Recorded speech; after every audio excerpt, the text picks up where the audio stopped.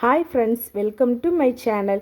இன்றைக்கி வந்துட்டு நம்ம என்ன வீடியோ பார்க்க போகிறோம் அப்படின்னா, ஒரு 6 கிச்சன் டிப்ஸு தான் உங்களோட நான் ஷேர் பண்ணிக்க போகிறேன். இப்போ வாங்க ஒன்றா பார்க்கலாம். நம்ம வந்துட்டு கருவேப்பிலையை வாங்கிட்டு வந்துட்டு நல்லா க்ளீன் பண்ணிவிட்டு இந்த மாதிரி பாக்ஸில் போட்டு க்ளோஸ் பண்ணி வச்சோம் அப்படின்னா அது வந்துட்டு கொஞ்சம் நாளைக்கு கெட்டு போகாமல் அப்படியே நல்லா இருக்கும். சில பேர் வீட்டில் வந்துட்டு ஃப்ரிட்ஜ் இருக்காது.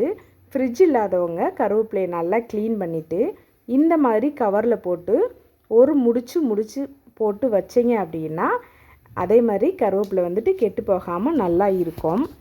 அடுத்து வந்துட்டு கொத்தமல்லி வாங்கிட்டு வந்துட்டு நல்லா க்ளீன் பண்ணி இந்த மாதிரி பாக்ஸில் போட்டு நம்ம வச்சுக்குவோம். நம்ம வந்துட்டு சமைக்கும்போது அந்த டைமில் வந்துட்டு நம்ம கொத்தமல்லியை எடுத்து கழுவி அதை கட் பண்ணி போடணும் அப்படின்றது வந்துட்டு கொஞ்சம் கஷ்டமாக இருக்கும். இந்த மாதிரி நம்ம க்ளீன் பண்ணி வச்சுக்கிட்டோம் அப்படின்னா நம்ம தேவைப்படையில் யூஸ் பண்ணிக்கலாம்.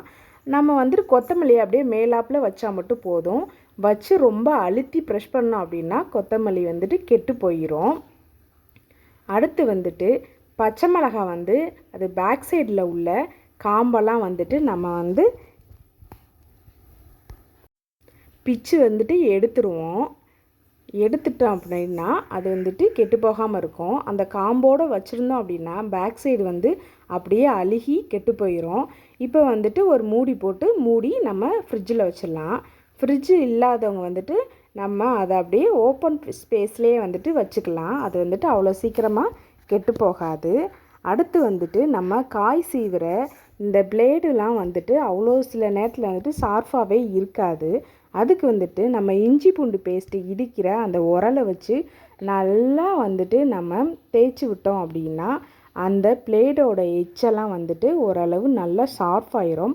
அப்போ நான் வந்துட்டு நீங்கள் அதை நல்லா கழுவிட்டு நீங்கள் வந்துட்டு காய் சீவும்போது அதை யூஸ் பண்ணிக்கோங்க.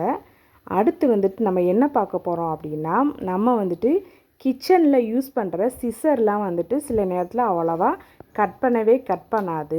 அதுக்கு வந்துட்டு நம்ம ஒரு பவுலில் வந்துட்டு உப்பு எடுத்துட்டு அந்த உப்பில் வந்துட்டு சிசரை வச்சு நல்லா கட் பண்ணி பார்த்தோம் அப்படின்னா சிசர் வந்துட்டு ஓரளவு ஷார்ப் ஆயிரும்.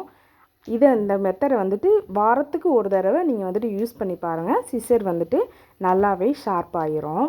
இப்போ வந்துட்டு நம்ம அடுத்து என்ன பார்க்க போகிறோம் அப்படின்னா, லெமன் வந்துட்டு காஞ்சு போகாமல் நல்லா ரொம்ப நாளைக்கு இருக்கணும் அப்படின்னு நினச்சிங்கன்னா கொஞ்சமாக எண்ணெய் ஊற்றி லெமன் ஃபுல்லும் அப்ளை பண்ணி வச்சுக்கிட்டோன்னா லெமன் வந்துட்டு அவ்வளோ சீக்கிரமாக கெட்டு போகாது ஃப்ரெண்ட்ஸ். ஓகேவா?